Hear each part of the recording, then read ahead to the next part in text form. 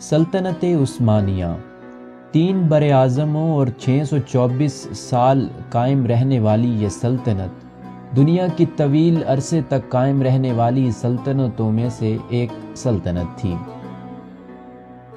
سلطنت عثمانیہ کی اس سیریز میں ہم آپ کو بتائیں گے کہ کیسے ایک خانہ بدوش قبیلے نے 624 سال تک 3 براعظموں پر حکومت کی۔ اس سلطنت سے جڑے تمام تر حقائق اور واقعات ہم مرحلہ وار آپ کے گوش گزار کریں گے۔ آج کی اس پہلی قسط میں ہم آپ کو بتائیں گے کہ سلطنت عثمانیہ کا اصل اور حقیقی بانی کون تھا، یہ کب، کیسے اور کہاں پر وجود میں آئی، اور اس کا باقاعدہ آغاز کب اور کیسے ہوا۔ یہ سب جاننے کے لیے ہماری اس ویڈیو کو آخر تک ضرور دیکھیے گا۔ کمنٹ سیکشن میں اپنی قیمتی رائے سے ہمیں آگاہ کیجیے گا۔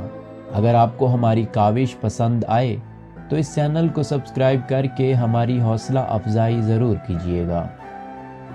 کائی اوغوس خاندان کا ایک چھوٹا سا خانہ بدوش قبیلہ تھا۔ مویشی چرانا، قالین اور کپڑے بنا کر بازار میں بیچنا، جڑی بوٹیاں تلاش کر کے ادویات بنانا ان کا پیشہ تھا۔ ان کے مرد بے حد بہادر اور جنگجو تھے۔ ان جنگجوؤں کی انفرادیت یہ تھی کہ یہ دوڑتے گھوڑے پر بغیر لگام تھامے اپنے تیر کے ساتھ ہدف کو صحیح نشانہ لگا سکتے تھے۔ ان کی یہ خوبی اور مہارت ان کو ہر جنگ اور جھڑپ میں اپنے دشمنوں سے امتیاز بخشتی تھی۔ یہ لوگ شام کے مختلف علاقوں میں خیمے لگا کر رہتے تھے اور ہر موسم میں بہتر سے بہتر چراگاہوں کی تلاش میں مسلسل ہجرت کرتے رہتے تھے۔ 13ویں صدی عیسوی وہ دور تھا جب دنیا کے زیادہ تر خطے جنگ کی آگ میں جھلس رہے تھے۔ شام اور فلسطین میں صلیبی جنگیں، جبکہ ایشیا میں منگول ہر جگہ تباہی پھیلا رہے تھے، تو دوسری جانب یورپ میں دم توڑتی رومی اور بازنطینی امپائر اپنی بقا کی جنگ لڑ رہی تھی۔ جب ہر طرف آگ اور خون ہی خون تھا تو ایک چھوٹے سے خانہ بدوش قبیلے کے لیے اپنا دفاع ایک بہت بڑا چیلنج تھا۔ یہ قبیلہ مسلسل منگول حملوں سے نبرد آزما ہونے کی وجہ سے مسلسل نئی اور محفوظ جگہ کی تلاش میں رہتا تھا۔ یہی تلاش اس قبیلے کو موجودہ دور کے ترکی کے علاقوں میں لے آئی۔ اس قبیلے کا سردار سلیمان شاہ تھا، جو ایک ہجرت کے دوران رقہ کے قریب ایک علاقے میں انتقال کر گیا۔ اس کے بعد اس کا درمیانہ بیٹا ارطغرل، یا جس کو ارطغرل غازی کے نام سے جانا جاتا ہے، قبیلے کا نیا سردار منتخب ہوا۔ یہ ایک زیرک، بہادر اور انصاف پسند انسان تھا۔ کہا جاتا ہے کہ ایک سفر کے دوران ارطغرل کی ملاقات ایک درویش سے ہوئی۔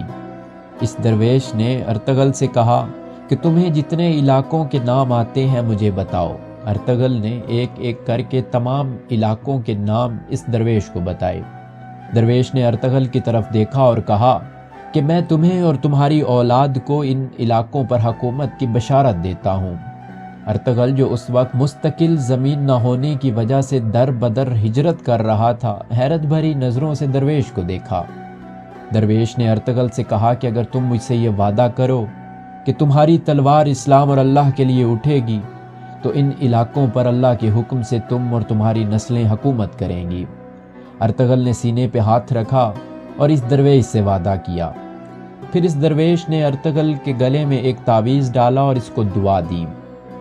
تاریخ اس درویش کو ابن العربی کے نام سے جانتی ہے، اور وقت نے اس درویش کی پیشن گوئی کو سچ ثابت کیا۔ اس کے بعد ارطغرل اپنے قبیلے کے ہمراہ موجودہ ترکی کے شہر انقرہ کے پاس پہنچا، جہاں ایک پہاڑ کے نیچے 2 گروہوں کے درمیان جنگ چل رہی تھی۔ دونوں لشکر ارطغرل کے لیے انجان تھے، مگر ارطغرل نے ہارتے ہوئے لشکر کی مدد کرنے کے لیے اپنے 400 گھوڑ سواروں کو میدان میں اس کمزور اور ہارتے ہوئے لشکر کی مدد کو بھیج دیا، اور وہ ہارتا ہوا لشکر ارطغرل کی مدد سے فتح یاب ہو گیا۔ جنگ ختم ہوئی تو معلوم ہوا کہ جس لشکر کی ارطغرل نے مدد کی ہے وہ سلجوق فرما روا علاؤ الدین کا لشکر تھا، جو منگولوں یا تاتاریوں کے خلاف لڑ رہا تھا۔ سلطان علاؤ الدین نے خوش ہو کر ارطغرل اور اس کے قبیلے کو رہنے کے لیے سوگت کا علاقہ دے دیا، جس پر ارطغرل کی حکومت قائم ہوئی۔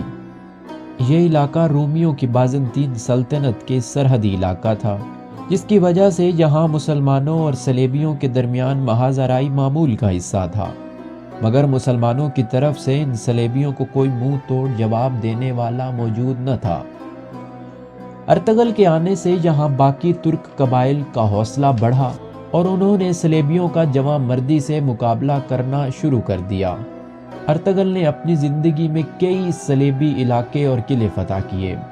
ارطغرل کے بعد اس کا چھوٹا بیٹا عثمان قبیلے کا سردار بنا۔ یہ باپ کی طرح بہادر اور ذہین انسان تھا۔ اس نے اپنی زندگی میں مسلسل صلیبیوں کا مقابلہ کیا اور کئی ایک علاقے بھی فتح کیے۔ عثمان کا ایک خواب بہت مشہور ہے، جس میں کہا جاتا ہے کہ عثمان نے ایک رات خواب میں دیکھا کہ ایک چاند اس کے سینے سے نکل کر اس کے مرشد کے سینے میں چلا جاتا ہے، پھر اس کے بعد اس کے سینے سے ایک درخت نمودار ہوتا ہے جس کا سایہ دنیا کے بہت سارے علاقوں پر چھا جاتا ہے۔ آنکھ کھلی تو عثمان نے اپنے مرشد کو یہ خواب سنایا۔ مرشد نے عثمان کو بتایا کہ اس کی نسل ایک بہت بڑی سلطنت کو قائم کرے گی جو صدیوں تک قائم و دائم رہے گی۔ بعد ازاں اسی مرشد کی بیٹی سے عثمان کی شادی ہوئی۔ عثمان نے ساری زندگی صلیبیوں اور منگولوں سے جنگ میں گزاری۔ عمر کے آخری حصے میں عثمان اپنے بیٹوں کے ساتھ بازنطینی سلطنت کے ایک شہر بروسا پر حملہ آور ہوا۔ بہت سخت مقابلہ ہوا، آغاز میں شہر فتح نہ ہو سکا تو عثمانی لشکر نے اس شہر کا محاصرہ کر لیا۔ 10 سال کے طویل محاصرے کے بعد بالآخر بروسا کے گورنر نے عثمانی فوج کے آگے ہتھیار ڈال دیے اور یوں بروسا عثمانی حکومت میں شامل ہو گیا۔ عثمان نے اس شہر کو باقاعدہ اپنا دارالحکومت نامزد کر دیا۔ اس فتح کے 1 سال بعد عثمان کا انتقال ہو گیا اور اس کو وصیت کے مطابق اسی شہر میں دفنایا گیا۔ عثمان کی وفات کے بعد اس کا چھوٹا بیٹا اور خان اس کا جانشین نامزد ہوا اور اس نئی نویلی سلطنت کا پہلا باقاعدہ سلطان بھی بنا۔ اس سے پہلے کئی سردار اپنے نام کے ساتھ بے کا لفظ استعمال کرتے تھے، مگر اور خان نے حکومت قائم کرنے کے بعد پہلی مرتبہ اپنے نام کے ساتھ سلطان لگایا، تو یوں سلطنت عثمانیہ کا پہلا سلطان اور خان بنا۔ اور خان ہی تھا جس نے اس حکومت کو مزید بڑھایا، کئی صلیبی علاقوں کو فتح کیا اور ایک علاقائی حکومت سے ایک سلطنت کا روپ دھار گیا۔ ہم یہ کہہ سکتے ہیں کہ سلطنت عثمانیہ کا اصل بانی اور خان تھا، مگر اس سلطنت کے قیام میں سلیمان شاہ، ارطغرل اور عثمان کے کردار کو فراموش نہیں کیا جا سکتا۔ عثمان کے بعد کیسے اس کے بیٹوں نے اور اس کے بعد میں آنے والی نسلوں نے اپنے دور کی سب سے بڑی اور مضبوط سلطنت کا قیام کیا، جو کہ ایشیا سے نکل کر یورپ کے علاقوں تک پھیل گئی۔ یہ سب ہم آپ کو بتائیں گے سلطنت عثمانیہ کی قسط نمبر 2 میں۔ امید کرتے ہیں کہ ہماری آج کی کاوش بھی آپ کو پسند آئی ہوگی۔ مزید اسی طرح کی معلوماتی ویڈیوز کو دیکھنے کے لیے ہمارے اس چینل پر بنے رہیے۔ آپ کی سماعتوں کا بہت بہت شکریہ۔